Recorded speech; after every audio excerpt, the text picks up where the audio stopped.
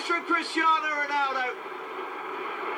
And what a way to reach 4,000 goals at the Santiago Bernabeu for Real Madrid.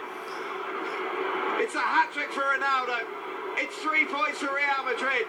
Is it La Liga title? Well, if it is, what a goal to secure it. Absolutely magnificent. And this is what the way he strikes the ball is all about. He's trying to get the ball moving in front of him, so when he strikes it, there's going to be a natural dip on it. There he goes, he pokes it there, it's moving forward, the ball is always going to dip down. It's an unbelievable strike, almost unstoppable. You see him take shots all the time, Dan. Sometimes they don't turn out, sometimes he drags them wide, sometimes he's called selfish for doing it, but he keeps doing it because he knows he's got the technique and the power to do this.